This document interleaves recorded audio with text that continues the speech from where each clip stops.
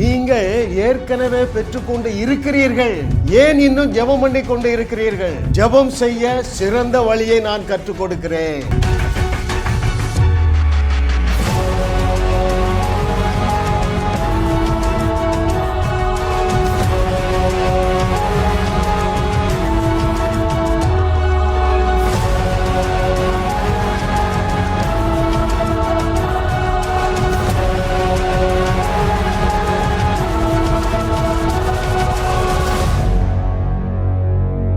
கர்த்தரை தெய்வமாக கொண்ட நாம் பாக்கியவான்கள். ஏனென்றால் தேவன் தம்முடைய அநாதி தீர்மானத்தின்படி 331 செய்திகளை அவருடைய அனந்த ஞானம் என்கிற தலைப்பிலே பதிவு செய்து வெளியிட கிருபை செய்தார்.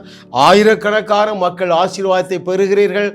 இது கர்த்தராலே ஆயிற்று. நம்முடைய கண்களுக்கு ஆச்சரியமாக இருக்கிறது. 332வது அவருடைய ஞானம் என்ன தெரியுமா? நீங்கள் ஜெபிக்க வேண்டியதில்லை. இன்றைக்கு தலைப்பு என்ன? ஏன் ஜெபிக்க வேண்டியதில்லை? மிக முக்கியமான கேள்விக்கு எளிமையாக ஆவியானவர் கற்றுத்தரப்போகிறார். நீங்கள் அதை ஃபாலோ பண்ண போறீங்க. இயேசு கிறிஸ்துவை போல சக்சஸ்ஃபுல்லாக வாழ போறீங்க. இயேசு கிறிஸ்து எந்த வியாதிக்காரர்களுக்காகவும் ஜெபிக்கவில்லை. ஆனால் சந்தித்த அத்தனை வியாதிக்காரர்களையும் சுகமாக்கினார். ரைட்? எந்த பற்றாக்குறை நீங்குவதற்காகவும் ஜெபிக்கவில்லை.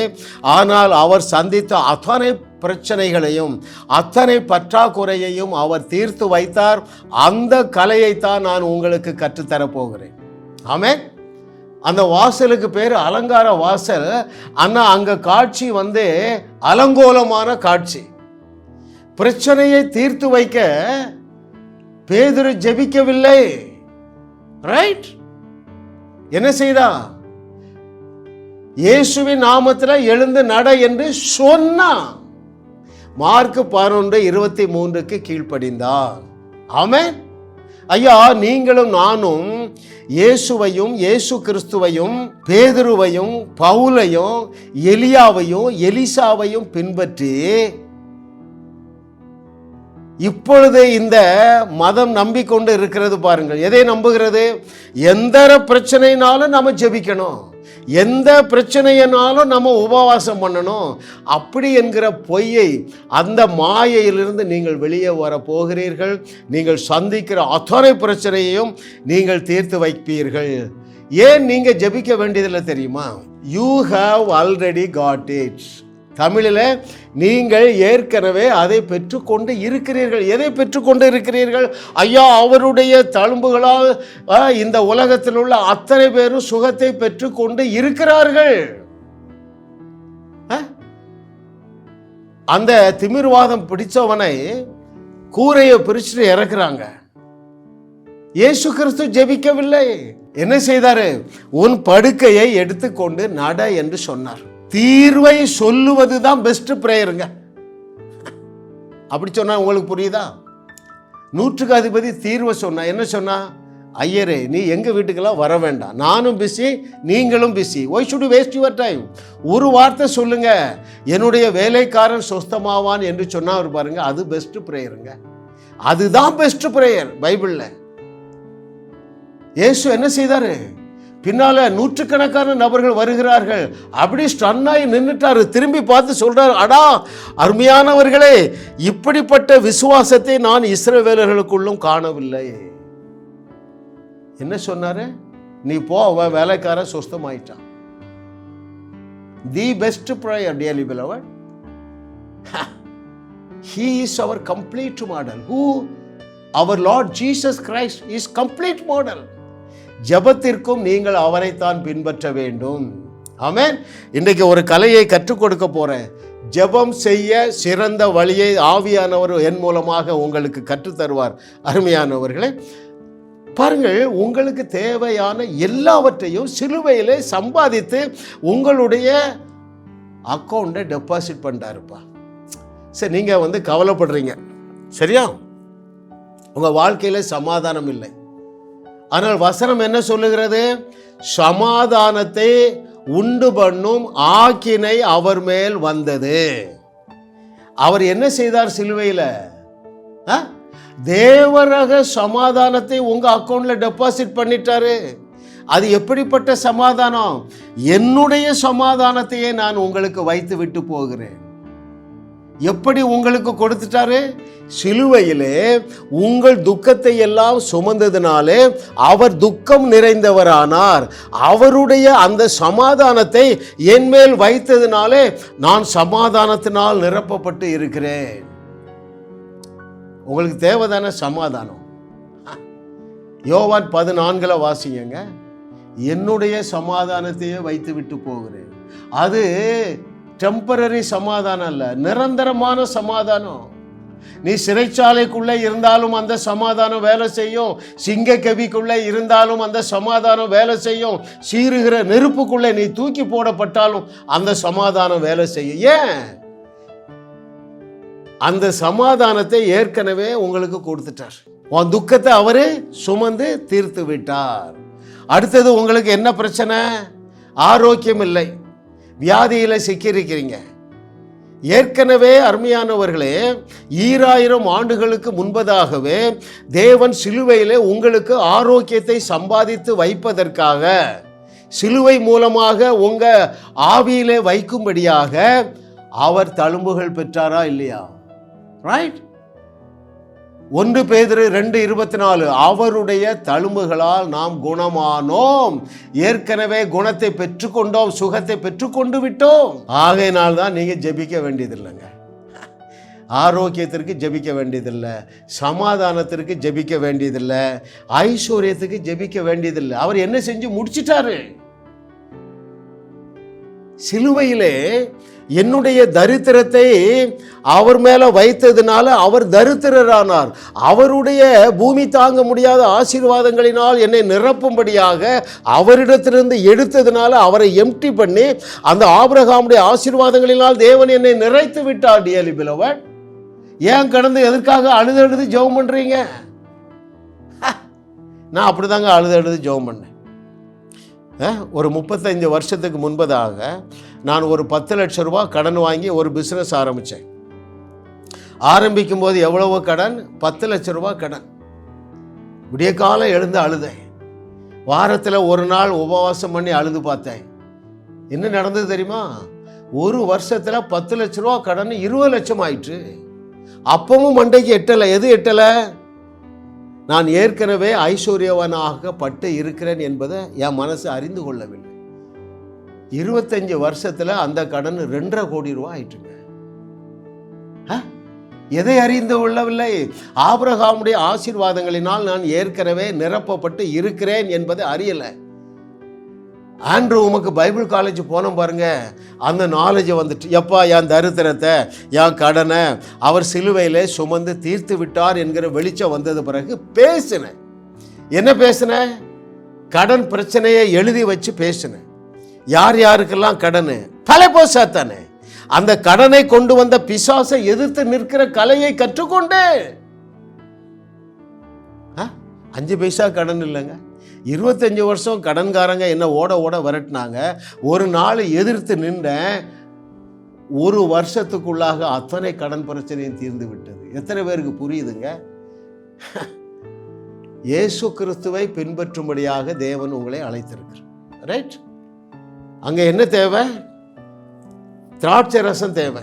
உடனே இயேசு கிறிஸ்து சீஷர்கள் 12 பேரையும் கூப்பிட்டு, எப்பா வட்டமா நின்று கைகோர்த்து நில்லுங்க, ஜெபம் பண்ணுங்க, திராட்சை ரசம் அற்புதமாக வரட்டுன்னு ஜெபம் பண்ணியிருந்தா அவருடைய பெயர் கெட்டு போயிருக்குங்க. விசுவாசத்தில் பேசினாரு, விசுவாசத்தில் கிரியை செய்தாரு. பற்றாக்குறை தீர்ந்து விட்டதா இல்லையா? அப்புறம் என்ன செஞ்சாரு? 5 அப்பம் 2 மீன், ஒரு சிறுவன் சாப்பிடக்கூடிய ஆகாரத்தை புருஷர்கள் மாத்திரம் 5000 பேர். அப்போ எல்லாம் சேர்ந்து 25,000 பேர். ஆண்டவரே எல்லாரும் ஜெபம் பண்ணுங்கப்பா, இவ்வளோ நேரம் பிரசங்கம் பண்ணிட்டேன், நல்ல பிரசங்கத்தை கேட்டுட்டீங்க, உங்கள் எல்லாருக்கும் விசுவாசம் வந்துட்டு எல்லாரும் முழங்கால் போடுங்க, எல்லாரும் ஆண்டவரை நோக்கி கூப்பிடுங்க. தேவை சந்திக்கப்பட்டிருக்காரு. அவர் என்ன செஞ்சார்? அந்த 5 அப்பம் 2 மீனை வாங்கி ஸ்தோத்திரம் பண்ணிட்டு எல்லாருக்கும் கொடுங்க என்று சொன்னார். உங்களுடைய ஆரோக்கியத்திற்காக நீங்கள் ஜெபிக்க வேண்டியதில்லை. ஏனென்றால் உங்களுடைய ஆரோக்கியத்தை இயேசு கிறிஸ்து சிலுவையில் ஏற்கனவே அவருடைய தழும்புகள் மூலமாக சம்பாதித்து உங்கள் அக்கௌண்ட்டில் போட்டுட்டார். ஆமென். உங்களுடைய துக்கங்களை சிலுவையில் சுமந்து விட்டு அவருடைய சமாதானத்தை உங்களுக்கு கொடுத்து விட்டார். எனவே நீங்கள் சமாதானத்திற்காகவும் ஜெபிக்க வேண்டியதில்லை. உங்கள் கடன் பிரச்சனை நீங்குவதற்காக நீங்கள் ஜெபிக்க வேண்டியதில்லை. ஏன்? அவருடைய ஐஸ்வர்யம் உங்க மேல வைக்கப்பட்டதுனாலே. 2 கொரிந்தியர் 8:9, 2 கொரிந்தியர் 9:8 ரூம் போட்டு தியானிங்க. உங்க தரித்திரம் ஓடிடும். நீங்க ஜெபிக்க மாட்டீங்க, கட்டளை கொடுப்பீர்கள், இயேசுவை போல பேசுவீர்கள். உங்க இடத்துல இருக்கிற 5 அப்போ 2 மீனை 10,000 மடங்காக பெருக்கிக் கொள்ளுவீர்கள். அதுதாங்க தேவனுடைய முறை. Hallelujah. O, thank you Lord for your goodness. What a loving daddy. இன்னும் எத்தனை பிரச்சனையில் நீங்கள் இருக்கீங்க? அத்தனை பிரச்சனைக்கும் தீர்வு எல்லாமே சூப்பர் நேச்சுரல் தீர்வு தான். எந்த பிரச்சனையையும் வேதமெங்கும் தேடி வாசியுங்கள். ஜெபித்து அந்த பிரச்சனையை தீர்த்து வைக்கவில்லை, அற்புதமாகத்தான் தேவன் தீர்த்து வைத்தார். Hallelujah. O hallelujah. What a loving daddy. கர்த்தரை தெய்வமாக கொண்ட நாம் பாக்கியவான்கள். அருமையானவர்களே, ஆபிரகாமிடத்தில் வாக்கு பண்ணுகிறார், உன்னுடைய சந்ததி பூமியின் தூளை போல பெருகும் என்று சொன்னார். நீ என்ன செய்யணும்? இரவும் பகலும் ஜெபம் பண்ணணும். வருஷத்துக்கு 40 நாள் தலைகளை நிற்கணும். அப்படி சொல்லலைங்க. நீ விசுவாசித்தால் போதும், தேவனுடைய மகிமையை காண்பாய். ஏனென்றால் அவருடைய வழிகள் அத்தனையும் அற்புத வழி தானே. அல்லது டாக்டர்கிட்ட போய் ட்ரீட்மெண்ட் எடுங்க, கர்ப்பப்பை செத்து போச்சு, அதுக்கு ஒரு ட்ரீட்மெண்ட் எடுங்க. ஓ சரீரம் செத்து போச்சு, ஒரு ட்ரீட்மெண்ட் எடுங்க. அழுது ஜெபம் பண்ணுங்க. சொல்லலப்பா. அந்த ரகசியத்தை நான் கற்றுக்கொண்ட நாள் முதல் இதில் எழுதி இருக்கிற எல்லா நன்மைகளும் கிருபைகளும் என்னை அலங்கரிக்கின்றன. ஆமென். ஒரு நன்மையும் குறைவுபடாத வாழ்க்கை. எல்லாரும் என்னோடு சொல்லுங்க, நான் தேவனை தேடுகிறேன், எனவே என்னுடைய வாழ்க்கையில் ஒரு நன்மையும் குறைவுபடாது என்று எழுதி இருக்கிறது. அந்த ஆசீர்வாதங்கள் எல்லாமே எனக்கு அற்புதமாக வருகிறது. அப்படியே சொல்லுங்கங்க. Hallelujah. O thank you Lord for your goodness. பாருங்க, வேதத்திலே 10 தேவைகளை தேவன் அற்புதமாக சந்தித்திருக்கிறார். ஒரு இடத்துலையும் ஒருத்தர் ஜெபிக்கவில்லை. அருமையானவர்களே, ஜெபம் செய்ய சிறந்த வழி. விழுந்து விழுந்து சிரிப்பீங்க. ஒரு பாஸ்டர் எத்தனையோ ஆயிரம் மணி நேரம் முழங்கால் போட்டு ஜெபிச்சிருக்கேன்னாரு. வியாதி, குடும்ப சண்டை, ஆக்சிடென்ட். பாஸ்டர் இந்த புக்கை படிங்க என்ன. அவர் வாரம் உபவாச கூட்டத்துக்கு போவார். எங்கே உபவாச கூட்டனாலும் போயிடுவார். இந்த புக்கை படித்தாருங்க. பிரதர், இதை நான் ஒரு 1000 பாஸ்டருக்கு வாங்கி கொடுக்க போகிறேன்னாரு. கண் திறக்கப்பட்டது.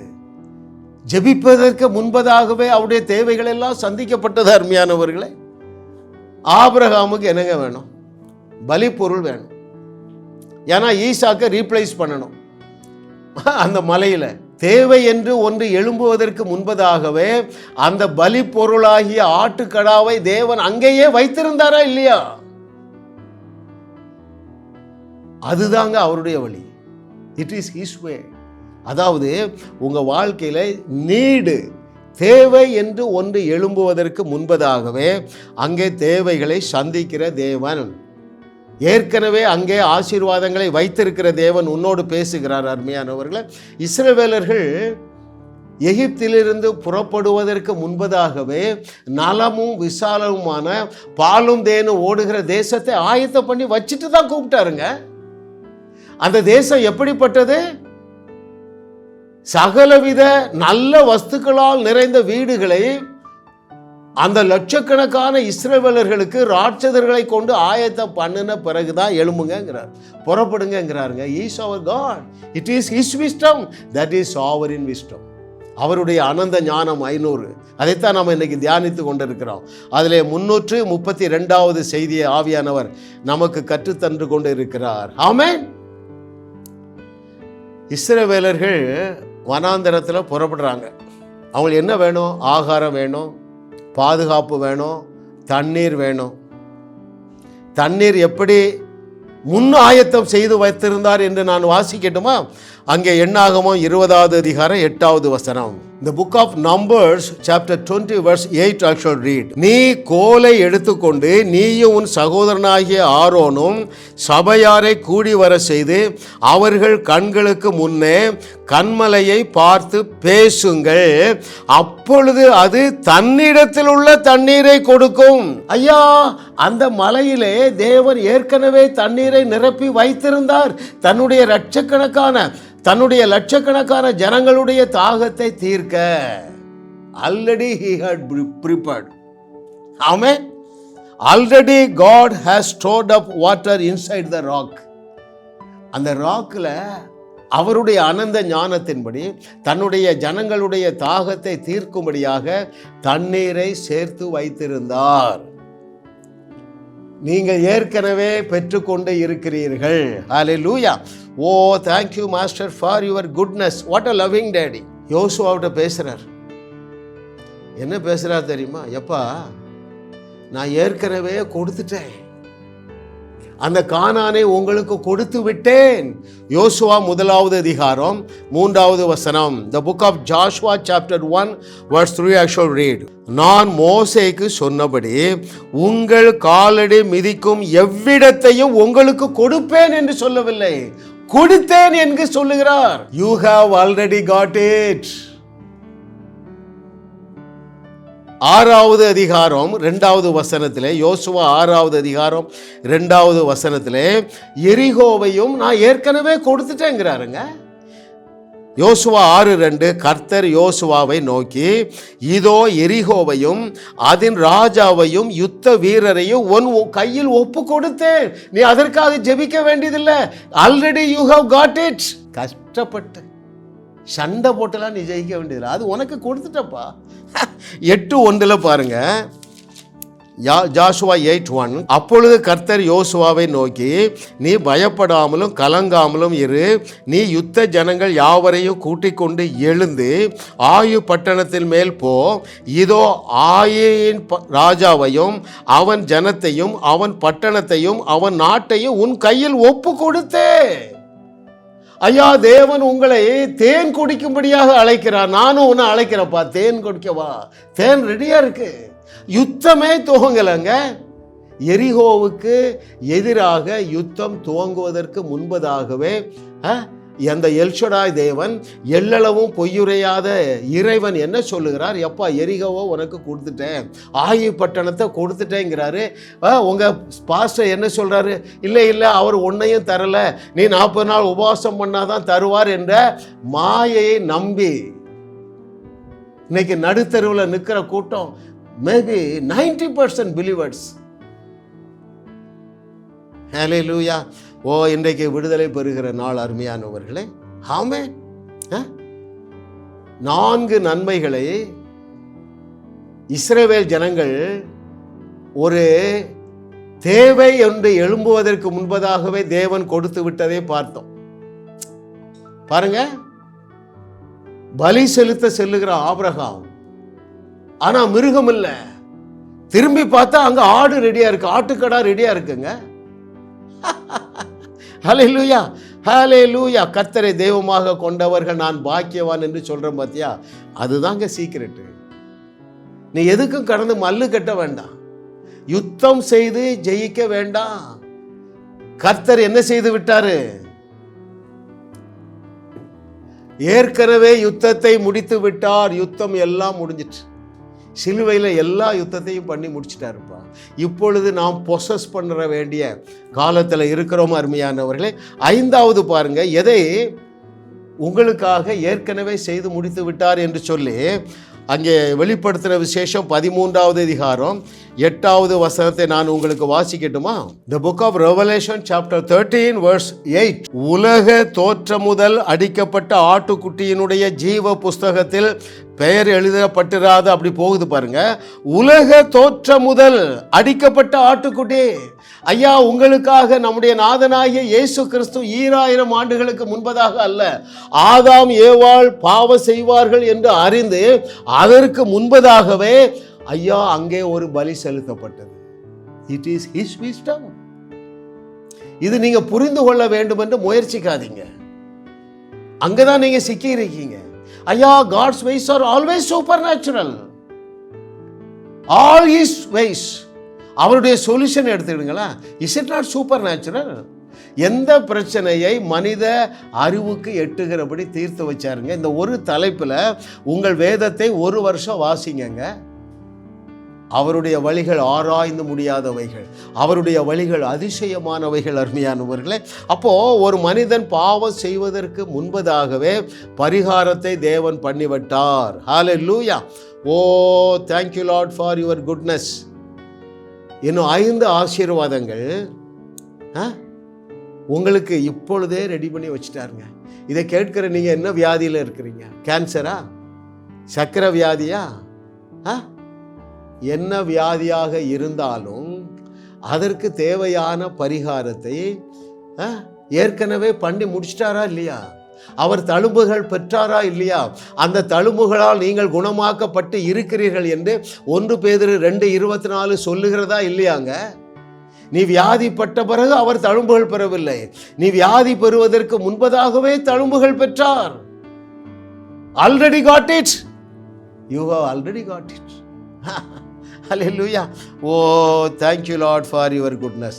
உன்னுடைய தரித்திரம் நீக்கப்படும்படியாக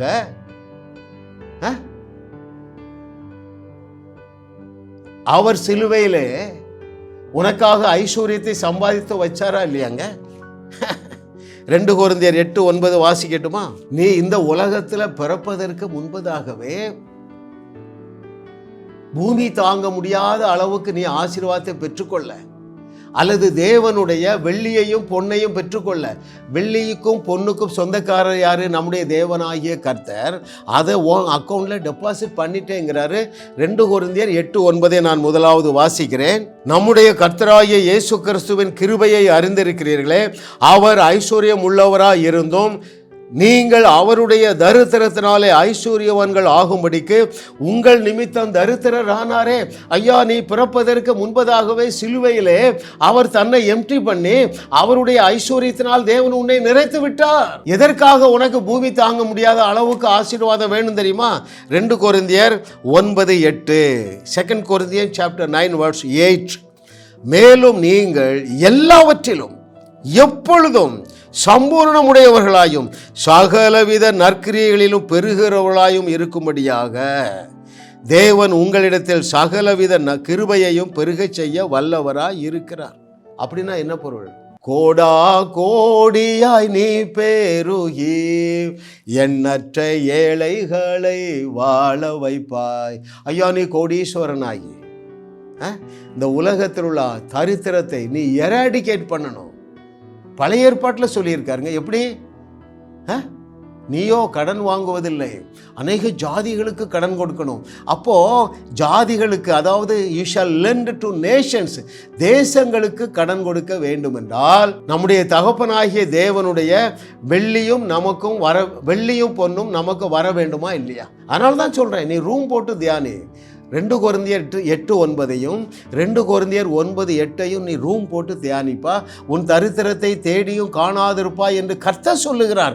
அந்த தரித்திரத்தை அவர் சிலுவையிலே சுமந்து தீர்த்து விட்டார். மகனே, மகளே, hallelujah. O, thank you Lord for your goodness. What a loving daddy. அப்புறம் என்னது? உன்னுடைய துக்கங்களை சுமந்து சமாதானத்தை உண்டு பண்ணிட்டாரு. உன்னுடைய நிந்தையை சுமந்து உனக்கு ஒரு கௌரவமான வாழ்க்கையை உண்டாக்கி வைத்து விட்டார். அவருடைய மகிமையை உன் தலையில கட்டிட்டாருப்பா. நான் உன் பேரை பெருமைப்படுத்துவேன். பிதாவே, நீர் எனக்கு தந்த மகிமையை நான் இவர்களுக்கு கொடுத்து விட்டேன். இவைகள் எப்பொழுது உங்களுடைய வாழ்க்கையில மாம்சமாகும் தெரியுமா? 1 யோவான் 5வது அதிகாரம் 5வது வசனம் வெரி வெரி இம்பார்ட்டன்ட். அதை மாத்திரம் நான் வாசித்து முடிக்கிறேன். 1 யோவான் 5வது அதிகாரம் 15வது வசனத்திலே பாருங்கள். நாம் எதை கேட்டாலும் அவர் நமக்கு செவி கொடுக்கிறார் என்று நாம் அறிந்திருந்தோமானால் அவரிடத்தில் நாம் கேட்டவைகளை பெற்றுக்கொண்டோம் என்றும் அறிந்திருக்கிறோம். பெற்றுக்கொண்டோம். இந்த அறிவு இருந்தால் நீங்கள் ஜெபிக்க மாட்டீர்கள். லகுவாக தேவன் எழுதி தந்திருக்கிற அத்தனை ஆசீர்வாதங்களையும் நீங்கள் லகுவாக சுதந்தரிப்பீர்கள். உங்கள் நம்பிக்கை தொலைக்காட்சியில் ஜாஸ் மினிஸ்ட்ரீஸ் இன்டர்நேஷனல் வழங்கும் வாழ்வோம் வையகத்தையும் வாழ வைப்போம். இயேசு கிறிஸ்துவுடைய விசுவாசம்தான் நம்மை ரட்சித்தது. மனிதனுடைய விசுவாசம் நம்மை ரட்சிக்க முடியாது. பாவங்களில் எல்லாம் பிரதான பாவம் என்ன தெரியுமா? அவிசுவாசம் தான் பாவம். உங்களுடைய வாயிலே வாழ்வருளக்கூடிய வார்த்தையை நீங்கள் இந்த நாளில் இருந்து பேசுவீர்கள், நீங்களும் வாழுவீர்கள், அநேகரை வாழ வைப்பீர்கள். Brother John A.S. சிங் அவர்கள் வழங்கும் தேவ செய்தி ஜாஸ் ministries live life and give life ஒவ்வொரு சனி மற்றும் ஞாயிறு இரவு 10:30 மணிக்கு உங்கள் நம்பிக்கை தொலைக்காட்சியில் காணத் தவறாதீர்கள். ஜாஸ் மினிஸ்ட்ரீஸ் செய்திகள் மூலமாக நீங்கள் ஆசீர்வதிக்கப்பட்டிருக்கிறீர்கள். நீங்கள் இந்த ஊழியத்தோடு கைகோர்க்கும்படியாக உங்களை அழைக்கிறோம். நீங்கள் காணிக்கை விதைக்கக்கூடிய நல்ல நிலமாக ஜாஸ் மினிஸ்ட்ரீஸ் இருக்கிறது. விசுவாசத்தோடு உற்சாகமாக பெருக விதையுங்கள். தேவன் உங்களை 1000 மடங்கு பெருக செய்வார். வாரந்தோறும் சென்னை முகப்பேரில் நடைபெறும் கிங்ஸ் அண்ட் குயின்ஸ் அசெம்பிளி ஞாயிறு ஆராதனைக்கு அன்புடன் அழைக்கிறோம். சத்தியத்தை சரியாக அறிந்து வெற்றி வாழ்க்கை வாழுவீர்கள். சென்னையில் உள்ள உங்கள் நண்பர்கள் உறவினர்களையும் 3 மாதங்கள் தொடர்ந்து வரும்படியாக உற்சாகப்படுத்துங்கள். முற்றிலும் ஜெயமான வாழ்க்கை வாழுவார்கள். உங்களையும் வாழ வைத்து உங்கள் மூலம் உலகத்தையும் வாழ வைக்கவே தேவன் எங்களை கிருபையாக அழைத்துள்ளார். விடுதலை பெறவும் சுகத்தை அனுபவிக்கவும் தொலைபேசியில் எங்களோடு தொடர்பு கொள்ளுங்கள். ஜாஸ் மினிஸ்ட்ரீஸ் யூடியூப் சேனலில் தொடர்ந்து செய்திகளை கேளுங்கள்.